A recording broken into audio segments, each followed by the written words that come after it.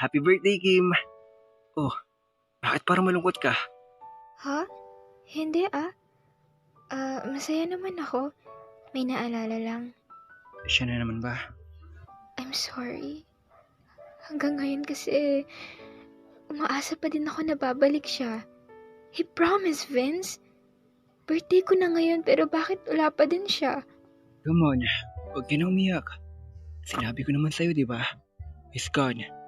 Hindi na siya babalik.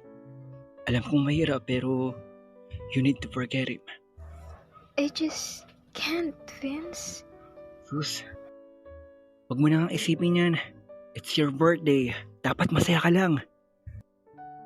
Yes, it's my 19th birthday. Ako nga pala si Kim at siya naman si Vince, ang best friend ko. Actually, may boyfriend ako. My first love and everything. Halos 2 taon ko na din siyang iniintay na bumalik. Kaso hanggang ngayon wala pa din siya. Sabi niya sa akin pupunta daw siyang States para dun mag-aral ng 1 taon pero 2 years na wala pa din siya. Niwala man lang kaming communication simula nun pero kahit nagmumukha na akong tanga kakaintay, nag-iintay pa din ako kasi mahal na mahal ko siya. Kim, kanina pa kaya kita tinatawag. Ready ka na ba? Ha? Ready saan? Surprise ko! Tara na! Sumakay kami ng kotse papunta sa lugar na di sa akin pamilyar.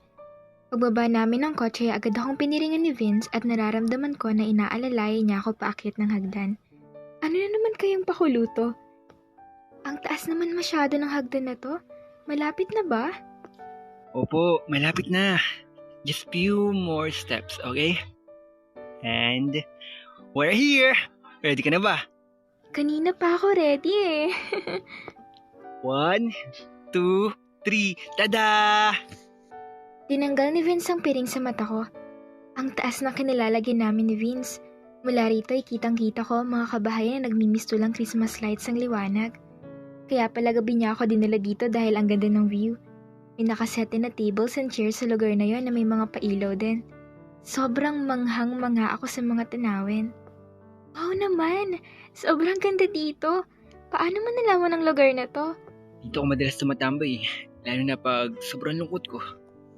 Vince, I really appreciate this. Thank you so much. Kim, ano kasi? Ano? Okay ka lang ba? Nilalamig ka ba? Hindi, ano kasi, may gusto sana akong sabihin sa'yo. Nagtitigan kami ni Vince na para bang nag-uusap ang mga mata namin.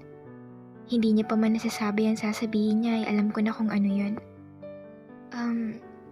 Vince... I like you, Kim. Hindi na ako nagulat sa mga sinabi niya.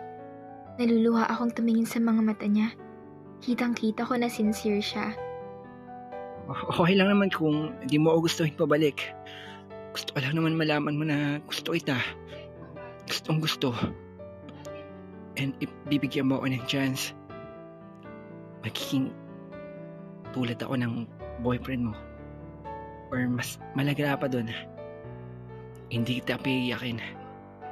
Hindi kita iiwan gaya ng ginawa ni Kyle. At hindi ka... Shh, alam ko, Vince. I know you won't hurt me. Pero kasi...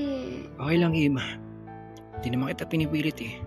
Pwede bang patapusin mo muna ako? It's a yes, Vince. Yes.